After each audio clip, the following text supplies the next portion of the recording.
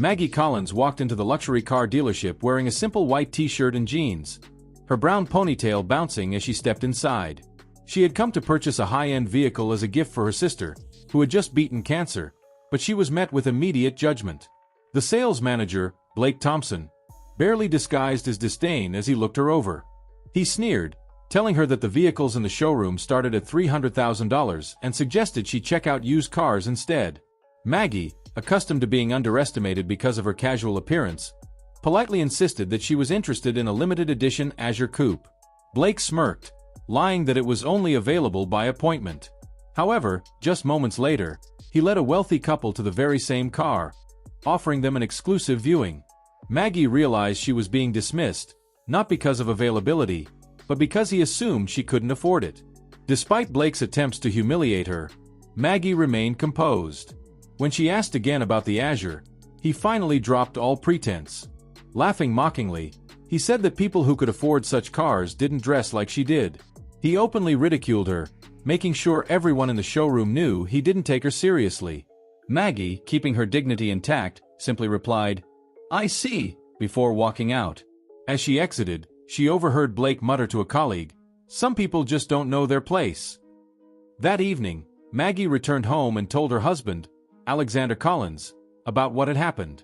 Unlike what Blake had assumed, Maggie wasn't just some ordinary woman. She was the founder of the Collins Foundation, a multi-million-dollar organization supporting children with disabilities.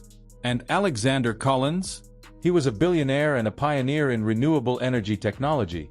He listened carefully as Maggie explained the way she had been treated. She wasn't angry for herself. She had the luxury of walking away. But what about those who were judged unfairly and had no way to prove their worth?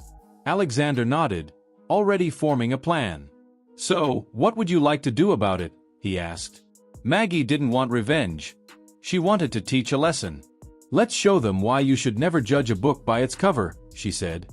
The next morning, Blake walked into work as usual, feeling no remorse for the way he had treated Maggie.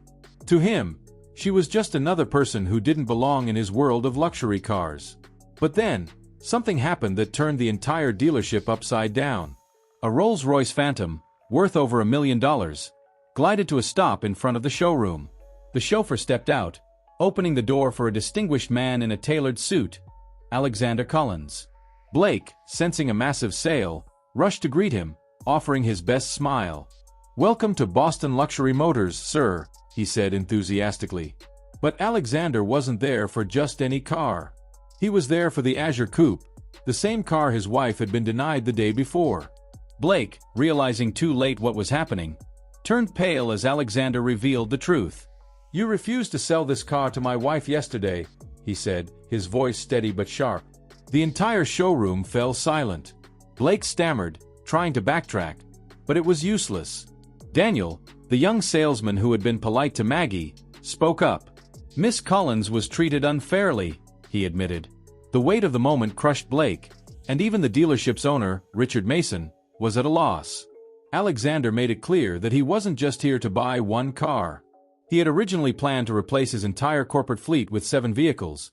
But now, he was reconsidering whether he wanted to do business with a company that judged people based on appearance.